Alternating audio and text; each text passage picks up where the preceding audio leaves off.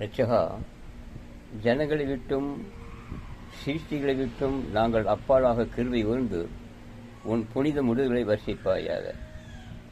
ஜனங்களின் பக்கம் சிருஷ்டியின் பக்கம் எங்கள் தேவைகளை திருப்பி விடாமல் உன் பக்கமே நாங்கள் நாடிவிட அருள்வாயாக.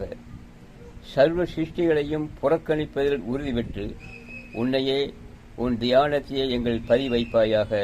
வபில்லாஹி தௌஃபீக். ரட்சகா, ஜனங்களை விட்டும் சிருஷ்டிகளை விட்டு நாங்கள் அப்பலா கிருபை உணர்ந்து உன் புனித முடிவுகளை வர்ஷிப்பாயாக. சிருஷ்டியின் பக்கம் எங்கள் தேவைகளை திருப்பி விடாமல் உன் பக்கமே நாங்கள் நாடிவிட அருள்வாயாக. சர்வ சிருஷ்டிகளையும் புறக்கணிப்பதில் உறுதி பெற்று உன்னையே உன் தியானத்தையே எங்களை பதிவைப்பாயாக. வபில்லாஹி தௌஃபீக். இந்த துஆவை நாம் நன்கு சிந்தித்து பார்த்தால் மத்தியிலும் மாநிலங்களில் இருக்கக்கூடிய ஆட்சியாளர்கள் காப்பீர்கள் நமக்கு பகைவர்களாக இருக்கின்றார்கள் என்பது தெரிய வரும்.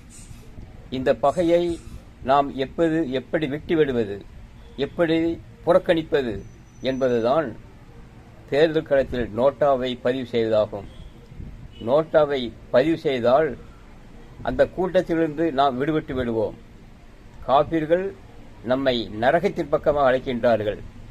அதில் விடுதலை பெறுவதற்கு நமக்கு ஒரே வழி நோட்டாவை பதிவு செய்துதான். அதன் மூலியமாக நமக்கு கிடைக்கிற கூலி குற்றமற்ற ஹஜ், அஜ்ஜுல் மஹ்ரூப், குற்றமற்ற ஹஜ் என்ற கூடிய நன்மையும் அல்லாஹு சுப்ஹானஹு வ தஆலா தருகிறான். இதன் விஷயத்தை நாம் சிந்தித்து தெளிவு பெற வேண்டும்.